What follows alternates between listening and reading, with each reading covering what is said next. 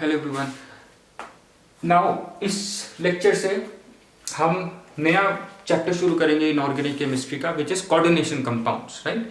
और ये coordination compounds बहुत इंपॉर्टेंट चैप्टर है क्योंकि ये आपके पास कॉम्पिटिशन्स में भी है, आईआईटी जेईई में, और उसके बाद अगर आप बीएससी करते हैं वहाँ पे भी है, एमएससी में जाओगे केमिस्ट्री लोगे वहाँ पर भी है, राइट।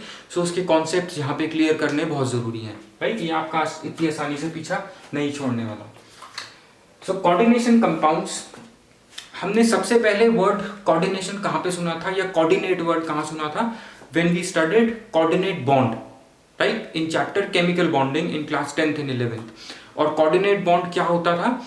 जब दो एटम्स मिल करके एक बॉन्ड बनाते थे तो बॉन्ड पेयर ऑफ इलेक्ट्रॉन एक ही एटम से आता था, राइट। और उस एटम को हम डोनर एटम बोलते थे, राइट। और कोऑर्डिनेट बॉन्ड को हम इस तरीके से रिप्रेजेंट करते हैं, from donor, this arrow pointing from donor to acceptor, right. और इसमें जो बॉन्ड पेयर है वो डोनर से ही आता है, इसी से, राइट। इस तरीके की बॉन्ड्स को हम कोऑर्डिनेट बॉन्ड्स बोलते थे।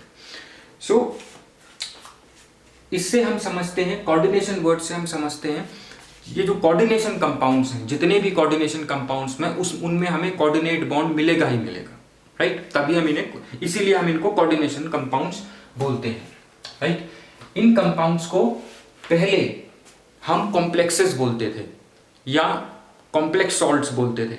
कॉम्प्लेक्सेस इसलिए बोलते थे, कॉम्प्लेक्सेस वो होते हैं जब दो सिंपल सॉल्ट्स, राइट, मिक्स करने पे एक स्टेबल कॉम्प्लेक्स कंपाउंड हमें मिलता है, एक स्टेबल कॉम्प्लेक्स कंपाउंड हमें मिलता है, तो उन्हें हम बोलते हैं कॉम्प्लेक्सेस, राइट। सो पहले हम इनको कॉम्प्लेक्सेस बोलते थे, लेकिन बाद में हम इन्हें कोऑर्डिनेशन कंपाउंड्स इसलिए बोलने लगे क्योंकि जब कॉम्प्लेक्सेस की, जितने भी कॉम्प्लेक्स सॉल्ट्स थे, उनकी जब केमिकल बॉन्डिंग पढ़ी गई तो उनमें देखा गया that all complexes have a coordinate bond, right. सब में कोऑर्डिनेट बॉन्ड था, इसीलिए आईयूपैक ने इनका नाम कोऑर्डिनेशन कंपाउंड्स रख दिया, राइट। सो सारे कॉम्प्लेक्सेस को हम कोऑर्डिनेशन कंपाउंड्स भी बोलते थे। हमने डी ब्लॉक एलिमेंट्स में पढ़ा था that why transition elements form form complexes easily, right.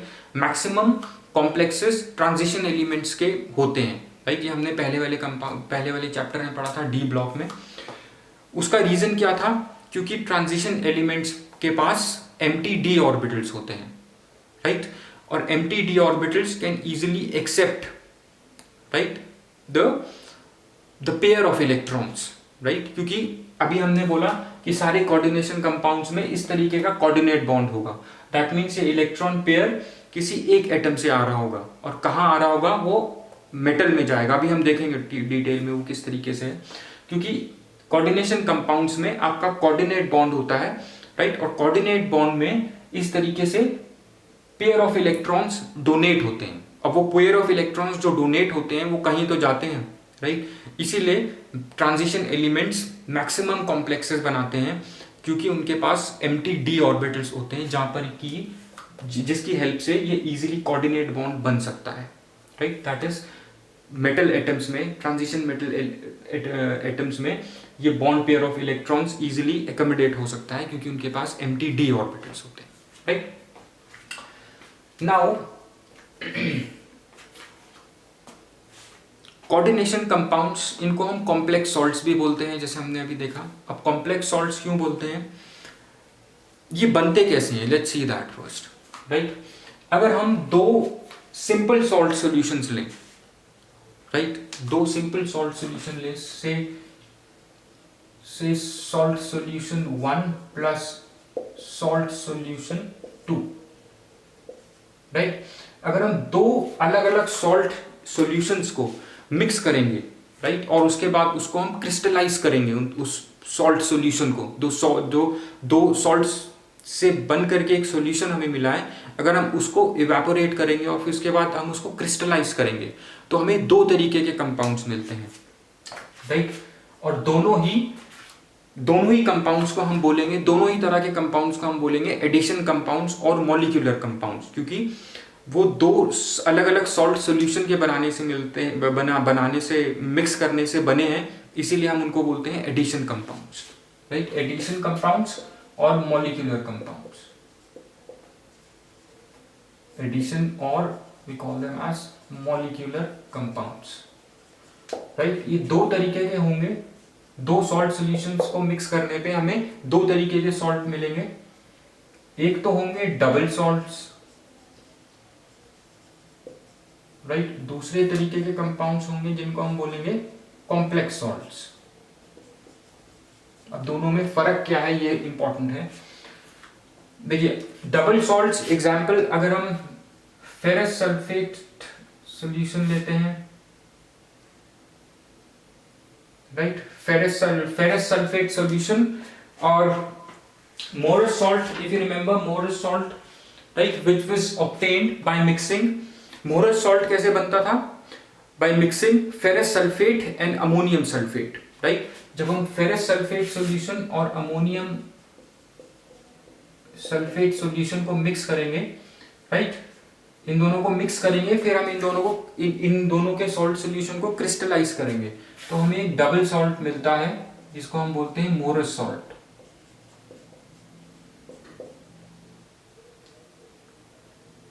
Ammonium sulphate NH4 SO4 whole twice dot 6H2O, इसको हम बोलते हैं मोरस सॉल्ट, राइट। और दूसरे तरीके के हमें कंपाउंड्स मिलते हैं, अगर मान लो हम पोटेशियम साइनाइड लेते हैं और फेरस सल्फेट, ये दोनों भी सिंपल सॉल्ट सॉल्यूशन है, इन दोनों को अगर हम मिक्स करेंगे तो हमें जो एडिशन या मॉलिक्यूलर कंपाउंड मिलेगा वो होगा K4FeCN6, इस तरीके का कंपाउंड मिलेगा, राइट। अब देखिए दोनों में फर्क क्या है, हमने दोनों को क्रिस्टलाइज किया, राइट। तो यहाँ पे हमें क्रिस्टल्स मिले इस सॉल्ट के और यहाँ पे हमें क्रिस्टल मिले पोटेशियम फेरोसाइनाइड के, राइट। अब अगर मैं इसको ये क्रिस्टलाइन फॉर्म में है, राइट, अगर मैं इस मोरस सॉल्ट के क्रिस्टल्स को वापस पानी में डाल दूं, राइट, वापस पानी में डालने पे it will dissociate into its constituent ions, that is it will dissociate into ferrous ions, ammonium ions, sulfate ions, right। so ये जो सॉल्ट सॉल्यूशन होगा, इन क्रिस्टल्स को, मोरस सॉल्ट के क्रिस्टल्स को पानी में डालने पे मुझे ये अलग अलग आयंस मिलेंगे। अगर मैं इन आयंस का अलग अलग टेस्ट करूंगा तो मुझे वो टेस्ट पॉजिटिव मिलेगा, राइट। अब अगर पोटेशियम साइनाइड और फेरस सल्फेट के सॉल्यूशन को मिक्स करने पे जो हमें एडिशन कंपाउंड मिलेगा, ये अगर हम इसको पानी में डालेंगे तो यहाँ पे मिलेगा पोटेशियम आयन और यहाँ पे मिलेगा FeCN6 -4, ये आयन, इस तरीके का आयन मिलेगा। अब देखिए इन दोनों में फर्क क्या है, यहाँ पे ये सॉल्ट जिन आयन से बन के मिला था, राइट, ये सॉल्ट जिन आयन से बन करके मिला था वो आयंस हमें वापस मिल गए जब हमने इस सॉल्ट सॉल्यूशन को पानी में डाला, right. But when we added this salt, right, this salt which is a complex salt in water, it dissociated to give potassium ions and ferrocyanide ions, right. अब ये है आपके फेरोसाइनाइड आयन और potassium ion. अब ये potassium ion, cyanide ion, right, और potassium ion से बनके मिला था। पोटेशियम आयन आयरन आयन और साइनाइड आयन से बनके ये सॉल्ट बना था। But when we added it to water, it does not it didn't dissociated into potassium ions, ferrous ions and cyanide ions, whereas ये डिसोसिएट हुआ पोटेशियम आयंस और ferrocyanide ions में, और ये ferrocyanide ion will not dissociate further, it will remain as it is, right. So इस तरीके के, तो ये आयन क्या है, ये कॉम्प्लेक्स आयन है, ये है कॉम्प्लेक्स आयन, राइट। सो इस तरीके के सॉल्ट्स, राइट, वो सॉल्ट्स जो आयोनाइज होकर के एक कॉम्प्लेक्स आयन देंगे उनको हम बोलते हैं कॉम्प्लेक्सेस, कॉम्प्लेक्स सॉल्ट्स या कोऑर्डिनेशन कंपाउंड्स। कोऑर्डिनेशन कंपाउंड्स में हमें हमेशा ये कॉम्प्लेक्स आयन मिलेगा। अब इस कॉम्प्लेक्स आयंस की हेल्प से ही हम बाकी टर्म्स पढ़ेंगे कोऑर्डिनेशन केमिस्ट्री में जो हम यूज करने वाले हैं, राइट। सो डबल सॉल्ट्स के केस में, डबल सॉल्ट यहाँ पे ये क्रिस्टलाइन स्टेट में था, right? So double salts will exist only in crystalline state, right? They exist only in crystalline state, right? And these complex ions exist in solid as well as in solution state, aqueous state. पानी में डालने पे भी these ions will not further ionize, right? They exist in solid as well as aqueous state, right? और इसके कुछ और भी डिफरेंसेस हैं। यहाँ पर पे एक चीज और हम लिख सकते हैं, these double salts lose their identity,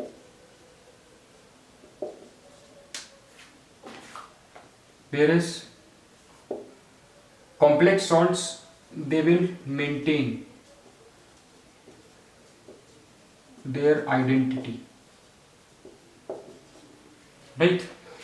और यहाँ पे जो हमने अभी ऊपर कोऑर्डिनेट बॉन्ड की बात करी थी, that all coordination compounds contain coordinate bond, वो कोऑर्डिनेट बॉन्ड हमें इसी पार्ट, इस कॉम्प्लेक्स आयन पार्ट में ही मिलेगा, राइट? सो कॉम्प्लेक्स कंपाउंड्स और कोऑर्डिनेशन कंपाउंड्स में हमेशा कोऑर्डिनेट बॉन्ड होगा, राइट? और वो कोऑर्डिनेट बॉन्ड इसी कॉम्प्लेक्स आयन में होगा, right? Will further see it in a minute, right? So these always contain ionic bond भी होगा, they may contain or may not contain, they contain ionic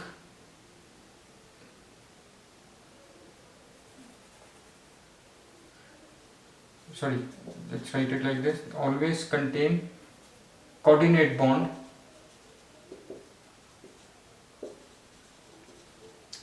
right, and may contain ionic bond also, right? Whereas इस case में they contain only ionic bond, right? These are some differences. ये differences पहले पूछे गए हैं exams में, right? और इसकी जो प्रॉपर्टीज हैं, ये जो डबल सॉल्ट्स हैं, डबल सॉल्ट की जो प्रॉपर्टी होगी वो सेम होगी as its constituent ions, right? Whereas जो कॉम्प्लेक्स सॉल्ट्स हैं, इसकी जो आइडेंटिटी, इसकी जो प्रॉपर्टीज होंगी that would be different from its constituent ions, right? So that is also one of the differences, right? So the properties of coordination compounds are different from its constituents. Their properties are same as constituent ions, right? Whereas इसकी properties are different from constituent ions. इसका मतलब क्या है? अब देखिए, ये जो salt है ये पोटेशियम, आयरन और साइनाइड आयन से बन के मिला था। अब पोटेशियम, आयरन और साइनाइड की प्रॉपर्टीज फर्क है as compare to potassium ions and ferrocyanide ions, right? Because ये फेरोसाइनाइड आयंस फर्दर डिसोसिएट नहीं हो रहा है into ferrous and cyanide ions, right? So इसकी जो प्रॉपर्टीज हैं वो इन अलग अलग, अगर हम इन सारे आयंस एलिमेंट्स को अलग अलग देखें, राइट, सो उससे फर्क होगी, right?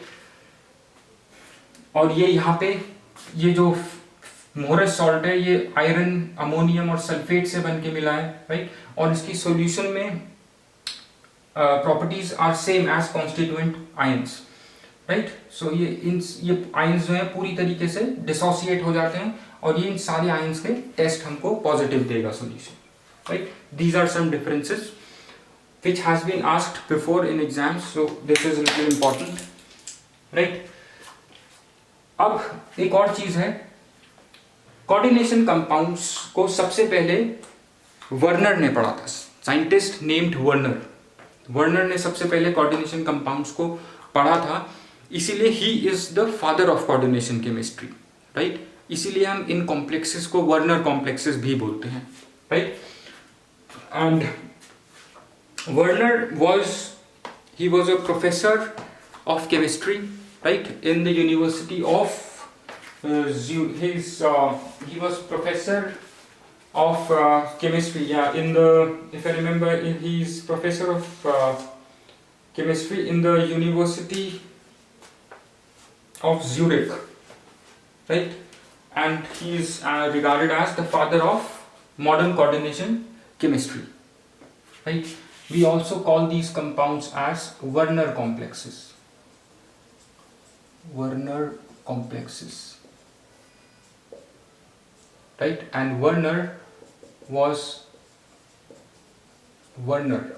the father of coordination chemistry,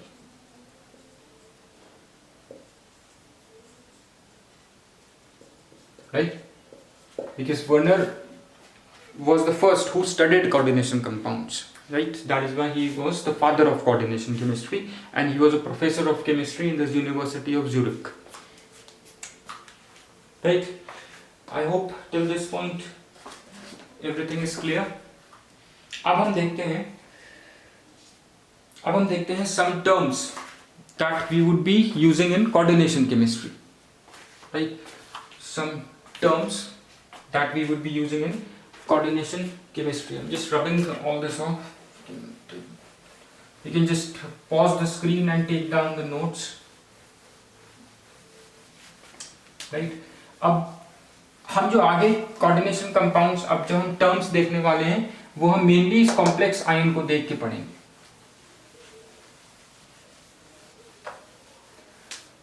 right. अब देखिए जो टर्म्स हम पढ़ने वाले हैं कोऑर्डिनेशन केमिस्ट्री में, some important terms in coordination chemistry, right. This is very important. देखिए इसमें देखिए कंपाउंड हमारे पास था K4FeCN6, राइट. अब इसको हम क्यों बोलते हैं coordination compound? Because if you add it to water, it will ionize into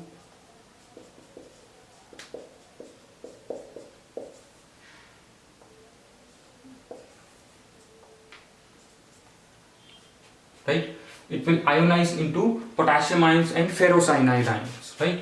And this ferrocyanide ion is a complex ion, right. So this is a complex ion.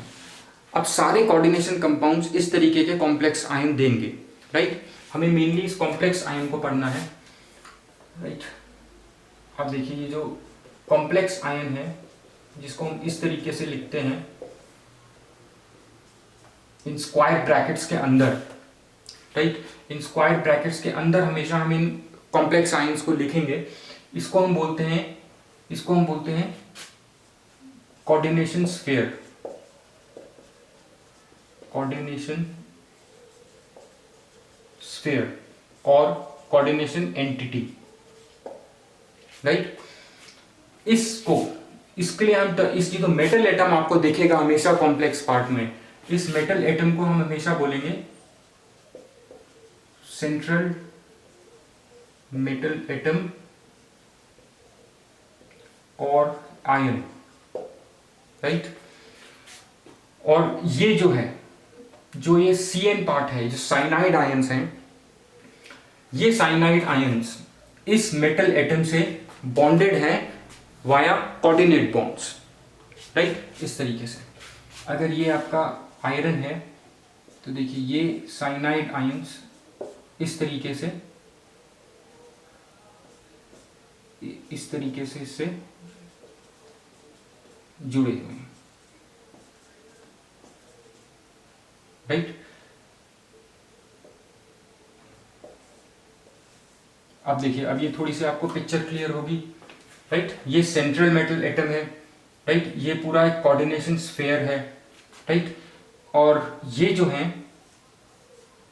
ये सब इससे कोऑर्डिनेशन बॉन्ड से बॉन्डेड है, right. अब देखिए ये metal ये atoms या ग्रुप ऑफ एटम्स, राइट, जो सेंट्रल मेटल एटम से इस कॉम्प्लेक्स आयंस में परमानेंटली अटैच्ड हैं। परमानेंटली अटैच्ड हम इनको इसलिए बोलते हैं क्योंकि हमने यहां पर देखा था कि when this salt was added to water, ये फर्दर आयोनाइज नहीं हुआ, राइट। FeCN6 फर्दर आयोनाइज नहीं हुआ। दैट मीन्स ये साइनाइड आयंस परमानेंटली इस मेटल एटम से जुड़े हुए हैं। इन एटम्स को और group of atoms, right, these are group of atoms, cyan, carbon and nitrogen. These atoms, these may be atoms, ये इनकी जगह पे किसी और कॉम्प्लेक्स आयंस में क्लोराइड आयंस भी हो सकते हैं, ब्रोमाइड आयंस भी हो सकते हैं। So these atoms or groups of atoms, right, are known as ligands, which are permanently attached to this central metal atom, right. So these are ligands,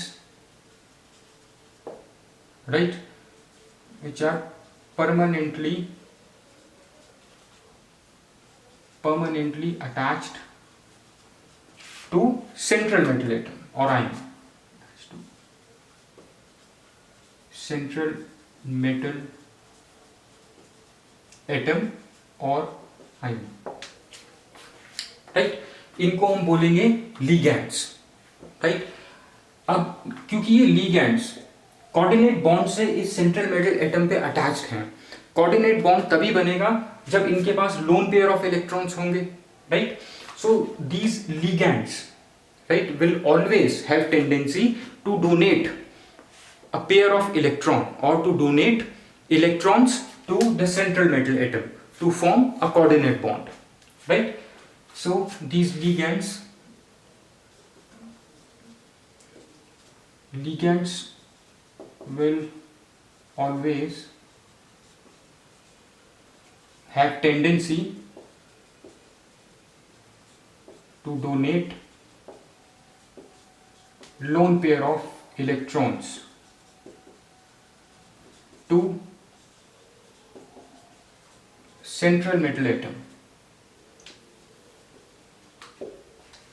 right. So this is your central metal atom, this is your central metal atom, central metal atom that should have empty d orbitals, empty d orbitals to accommodate electrons donated by ligands। जो ये ligands हैं, जब ये coordinate bond बनाने के लिए loan pair of electrons iron को donate करेंगे, सो आयरन एटम या जो भी सेंट्रल मेटल एटम है उसके पास उन लोन पेयर ऑफ इलेक्ट्रॉन्स को एकोमोडेट करने के लिए एम्प्टी डी ऑर्बिटल्स होने चाहिए या एम्प्टी ऑर्बिटल्स होने चाहिए, right. That is why transition metals will form maximum coordination compounds, क्योंकि transition metals के पास maximum transition metals के पास हमेशा d orbitals, empty d orbitals होते हैं, right. दूसरे elements भी combination complexes बनाते हैं but very less, right. So this is very important. अब क्योंकि जो हमारे आयरन एटम है ये क्या है, इलेक्ट्रॉन पेयर एक्सेप्ट कर रहा है। इलेक्ट्रॉन पेयर एक्सेप्टर को हम क्या बोलते हैं, लिवाइस एसिड्स। सो इसको हम बोलेंगे central metal atom coordination compounds में will act as a Lewis acid. अब क्योंकि लिगैंड्स इलेक्ट्रॉन पेयर डोनेट कर रहे हैं, so these would be called as Lewis bases, right. These are Lewis acids and these are Lewis basis.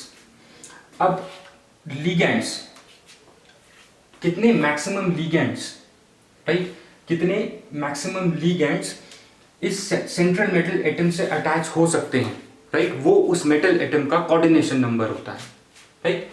सो यहाँ पे I will just write down a new term, coordination number, coordination number, coordination number क्या होगा? Maximum number of ligands that can attach to central metal atom or ion, CMA, central metal atom or ion. और इसको हम ये भी बोल सकते हैं maximum number of coordinate bonds that are present in here, right? That is also your coordination number. So coordination number is maximum number of ligands that can be coordinated to the central metal atom or ion, right? For example, अगर हम इसकी बात करें, इसमें maximum 1 2 3 4 5 6 cyanide ions हैं that are attached to this central metal atom. So इसका coordination number क्या हो गया? 6, right? Coordination number of this complex ion is 6, क्योंकि यहाँ पे मैक्सिमम 6 लिगेंड्स हैं जो सेंट्रल मेटल एटम से अटैच हैं, right? So maximum number of ligands that can attach to central metal atom is its coordination number, right? Coordination number of central metal ion, right, और atom. I hope this is clear, right? और अब एक चीज है, हमें ये 3 चीजें clear हो गई, coordination sphere, right, central metal atom or ion, ligands and coordination number.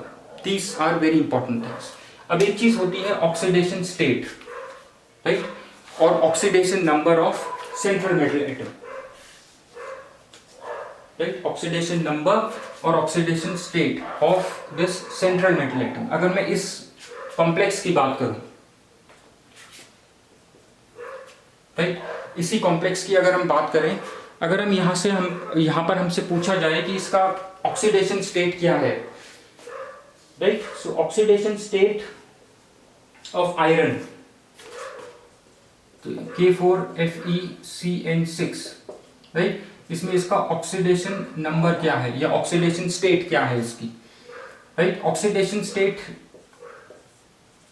निकालने के लिए हम क्या करेंगे? देखिए, सिंपल मेथड्स हम यूज करेंगे जो हम पहले भी यूज करते थे, राइट? अगर हम इसको आयोनाइज करेंगे FeCN6 -4, इस कॉम्प्लेक्स आयन में इसका ऑक्सीडेशन स्टेट क्या है? लेट इट बी X, राइट? साइनाइड का -1 होता है, राइट?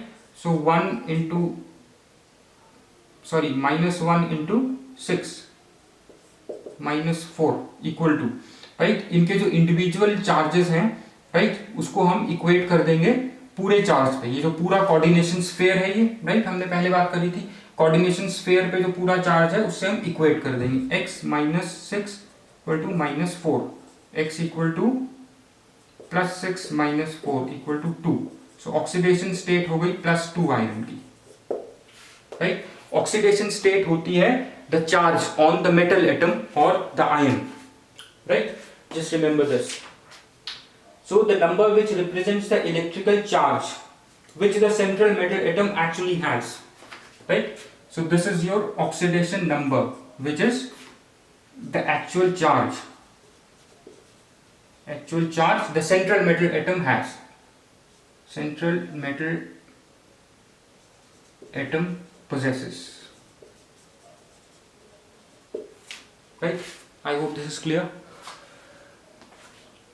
राइट? अब ये जो लिगेंड्स हैं, लिगेंड्स हम बाकी का अब हम इसके बाद वाले लेक्चर में देखेंगे.